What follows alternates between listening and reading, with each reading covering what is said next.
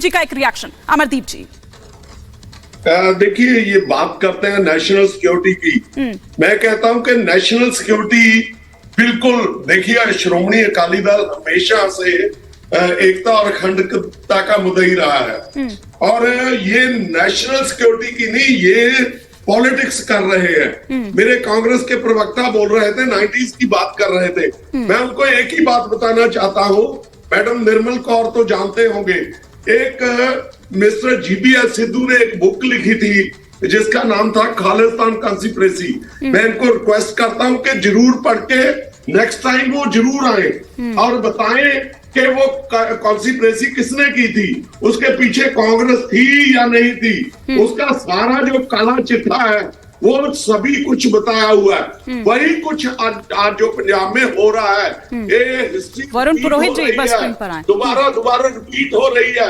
और दूसरी बात मैं इनको एक बार और बता दूं कि ये जो इंटरनेट वगैरह बंद करने वाली बात है, ये 18 को उसके ऊपर ये ऑपरेशन किया गया है।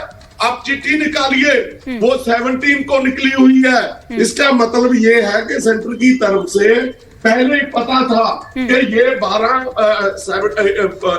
को ये बंद किया जाएगा, उसके बाद ये ऑपरेशन किया जाएगा। और ये सारी बातें कर रहे हैं, ये पॉलिटिक्स कर रहे हैं। कांग्रेस वाले अपने आप को सेव कर रहे हैं, ये आम आदमी पार्टी वाले अपने आप को सेव कर रहे हैं। ठीक है वरुण पुरोहित जी, फेस सेविंग सिर्फ वही नहीं कर रहे हैं, फेस सेविंग आप लोग भी कर रहे हैं।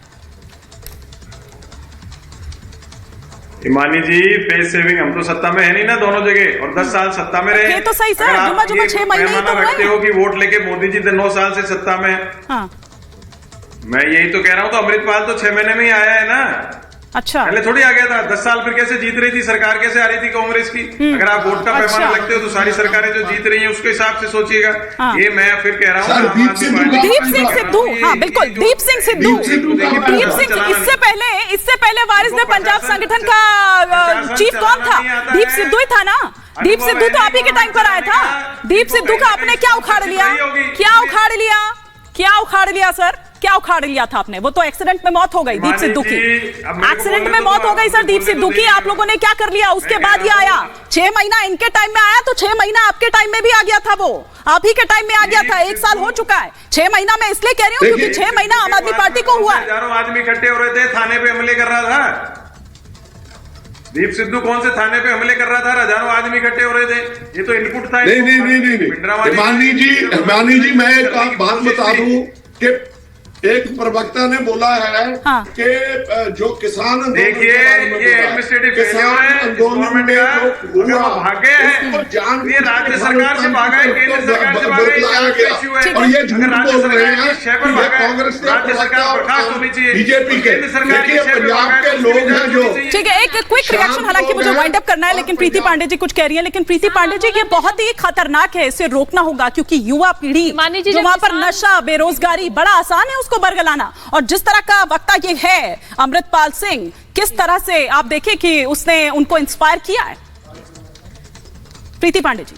हिमानी जी, जब ये कांग्रेस के जो प्रवक्ता बोल रहे थे उनके लिए एक छोटा सा जवाब। किसान आंदोलन में जब हमारी इंटेलिजेंस ने ये रिपोर्ट दी कि खालिस्तान एक्टिव है, खालिस्तान मूवमेंट एक्टिव है, क्या राहुल गांधी, क्या केजरीवाल साहब, सब लोग केंद्र सरकार और एजेंसियों के खिलाफ बोलने लगे थे। वापस क्यों लिए?